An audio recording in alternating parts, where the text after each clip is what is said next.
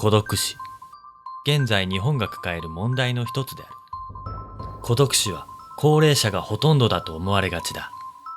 しかし最近では晩婚化や熟年離婚などによる一人住まいの増加から4、50代の中年層でも起こりうると言われている。楽町編集部は孤独死が実際にあった現場を特別に取材することに成功。特殊清掃がどのように行われているかを追った。孤独死があった部屋。依頼主は孤独死をした当事者のご遺族。ワンルームの部屋で奥の玄関開けてもやっぱ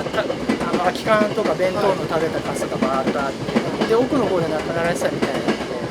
まずはその玄関周りからどんどんゴミ片付けてって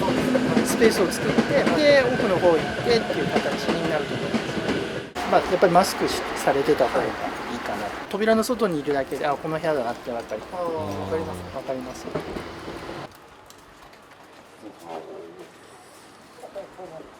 清掃用のタイベックスを作業服ですね。こういう状態で。今決まって着るもの。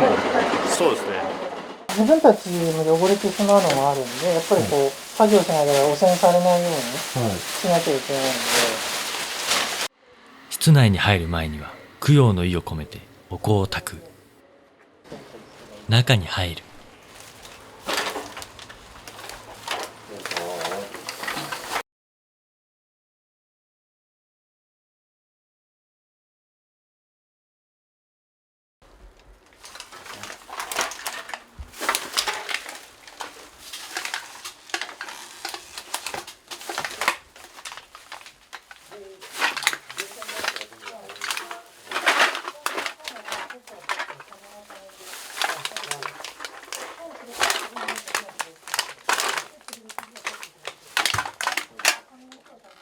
ここがあれなんで、ここにご遺体があったと思われるんで。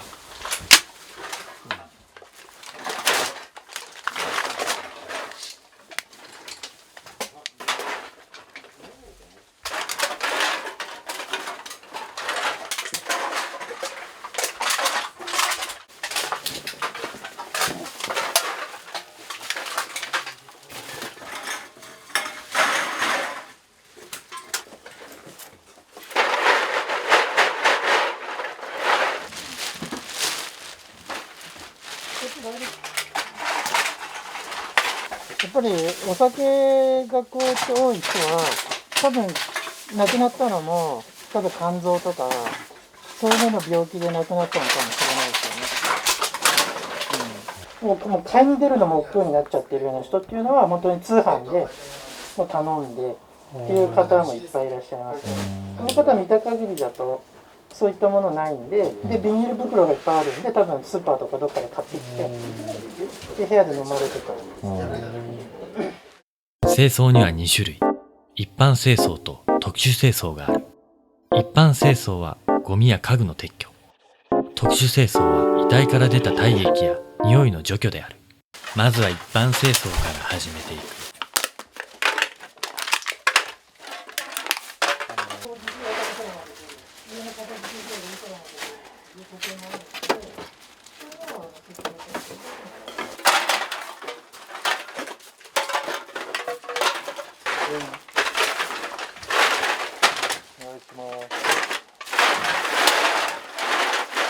これはアルミ缶を鉄で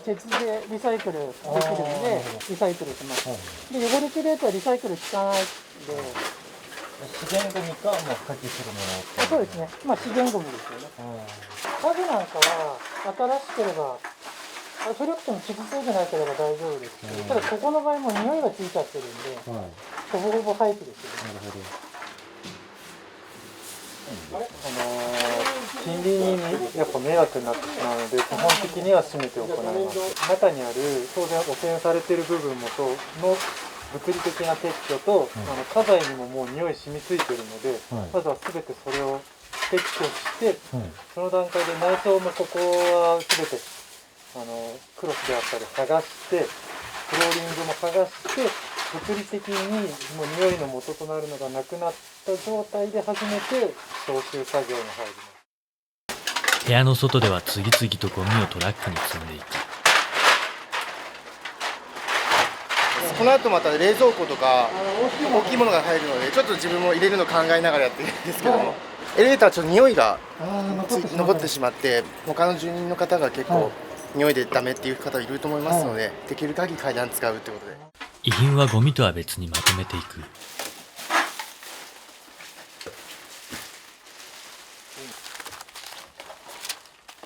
これも取ってあったんですね。ご遺族の方が最終的には入っていただくことにはなっているので、その段階で引き渡すっていう形ですね。最後まで遠方に住まわれている方で入れない時もあるんで、その時は、やり取りをしてご郵送であったりもしてます。書類なんかは、個人情報を絡むようなものは当然取っておかなきゃいけないですし、あとはなんかポスティングしたチラシとか、ああいうのはもういらないんで捨てちゃいますけど、中身見ないと分かんないようなやつはとりあえずまとめて、ああいう感じでまとめておいて、ある程度整理が終わってからまとめて、引き渡しの時にこういうの出てきたんで確認してくださいって言って渡しますね。床が見えてきた。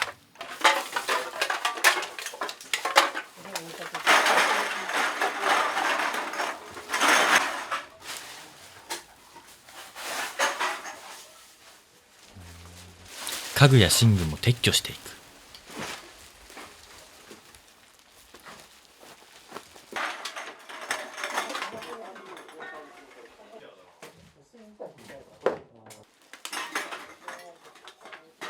そうですね、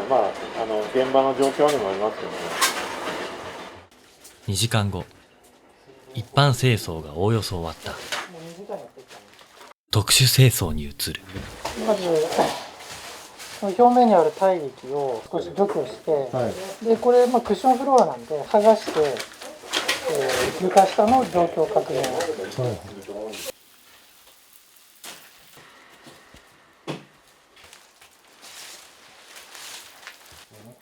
次亜塩素酸ナトリウムとか殺菌効果と洗浄の効果があるんですよね。あとは安定化二酸化塩素とか、基本的には化学反応で、ご遺体由来の油分であったり血液であったりを効率よく除去するためのものを使ってます。最終的にはこれ床全部剥がしちゃうんですけど、今一番ひどかったところだけ様子見てみたいんで、部分的にちょっと剥がしてます。少ないですけど、ここなんかでつなぎ目があるじゃないですか。1枚じゃないんで、ちょっとこのつなぎ目の隙間から落ちたりしちゃったりすることあるんで、木目調のクッションフロアを剥がしていく。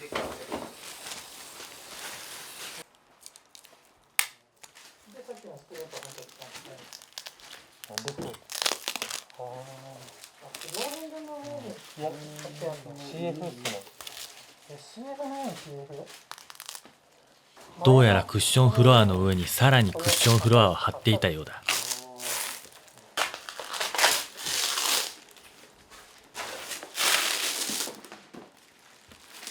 クッションフロアの隙間から体液が入り込んでいた。さらに奥に浸透している可能性がある。この段階でやっと窓を開けられる。そして初めてベランダを片付ける。これだったらだいぶ朝来た時5分の1ぐらいまでですね。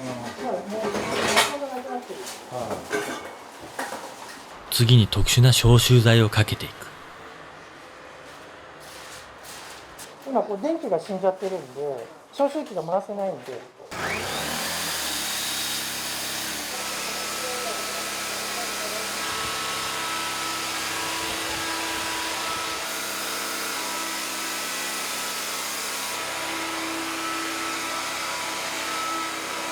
数分後、匂いはだいぶなくなり、マスクがいらなくなった。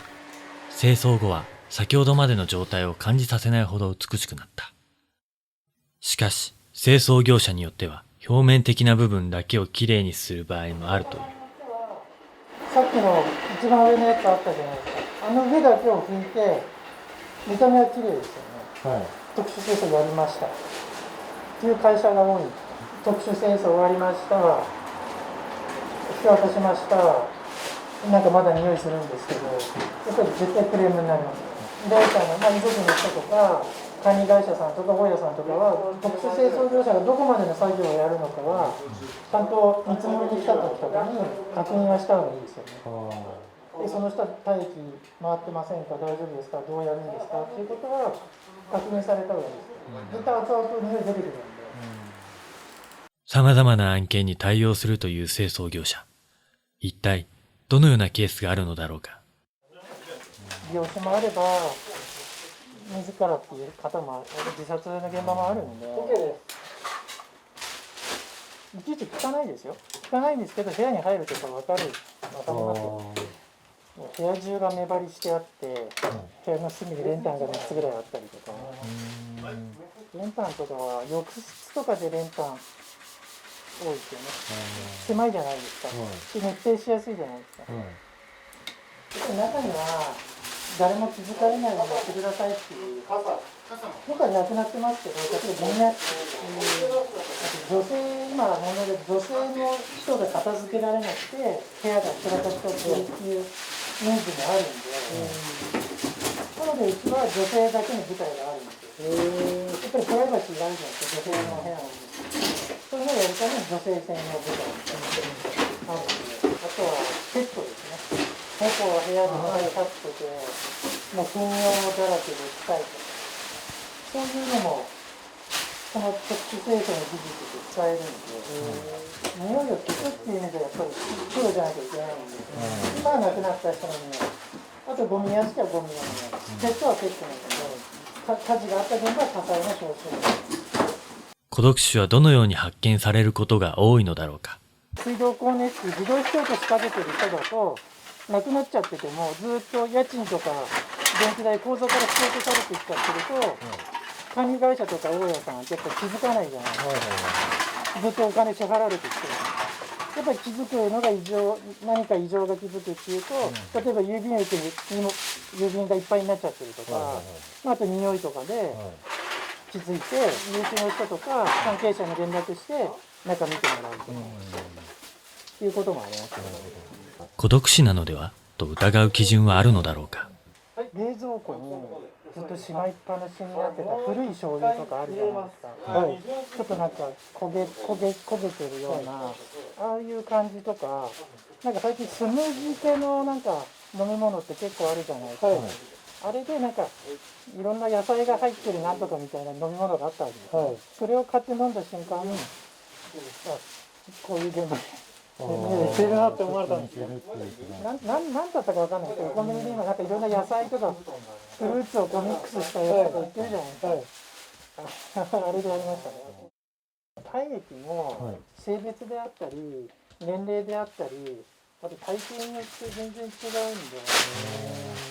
多分この方はそんなにがっつりした体型の方じゃなかったなと思う。やっぱり体が大きいってことは脂肪がついてるわけじゃないですか。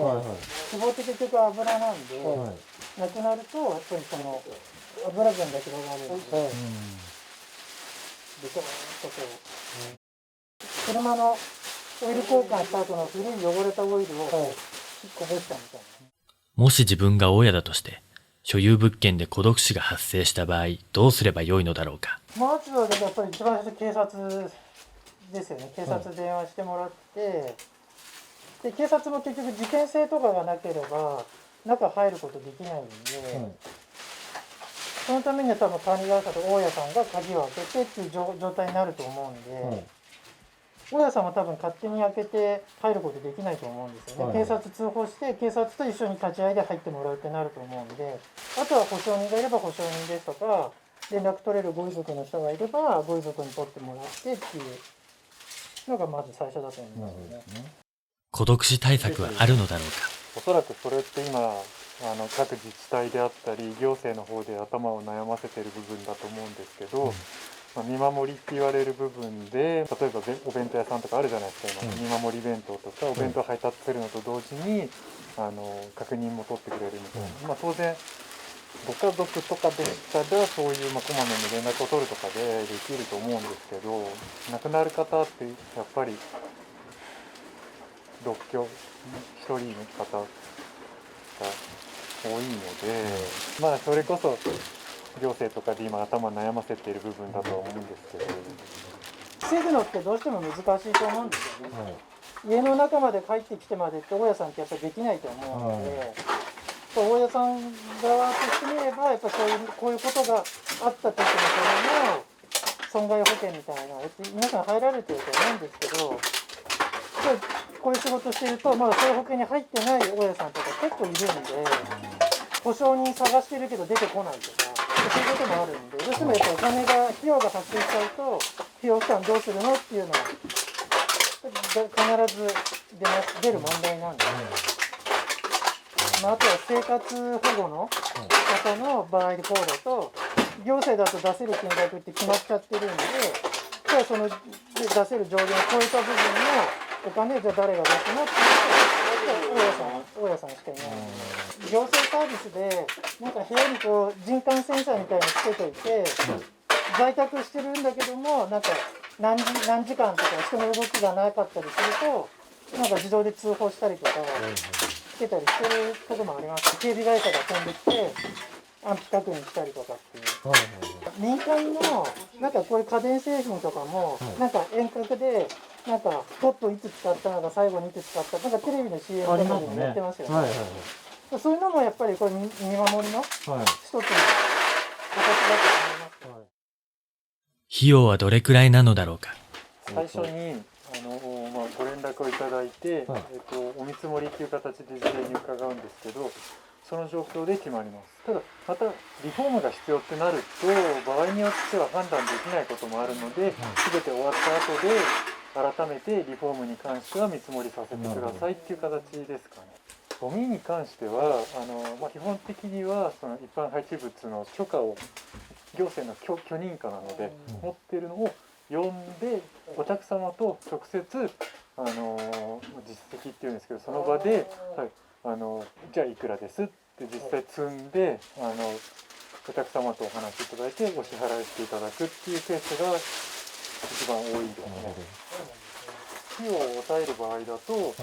ミを直接お客様がクリーンセンターに持って行っていただくとかっていう方法もあったりするんですけど、約50万、部屋に誰かが入れるまでの状態にするっていうのがパック料金になるんですよ。78,300円で、それにプラス例えば床を切んなきゃいけません、壁紙剥がなきゃいけませんってなるとプラス1万円とか2万円とかっていうのがプラスになっていくような形ですね。オプションとして壁紙剥がしですよね。壁紙剥がしと、あとオゾンダッシュ3日間で見てると思うんで、それで5万円っていうところと、特殊清掃と残地の片付けです。ゴミが多かったんで今人多めに入れてあるっていうところで多めに見積もってあるみたいです。高いかなっていうところですね。特殊清掃だけだっていいとこかかっても20万ぐらいかなっていう気はするんですけど、中には倍ぐらいの金額の会社さんもあるとは思うんですけど。ゴミ屋敷がプラスアルファ。そうですね。その分人やっぱり2人ぐらい多めに入れてるんで、というところですね。本日の作業が終了した。依頼者に報告し、匂いが取れるまで補填期間として定期的に特殊清掃を行う。補填期間は匂いを計測する機械を使いながら確認を取るなど、納得してもらうまで続くという。夏に向けて孤独死案件が増えると大村さんは話す。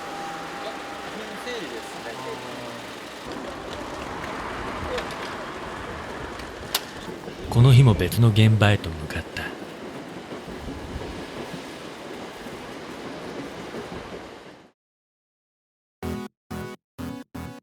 ご視聴ありがとうございます。楽町チャンネルでは初心者でも安心して不動産投資ができるように中立な立場から本当に役立つ動画を作っていきます。チャンネル登録よろしくお願いします。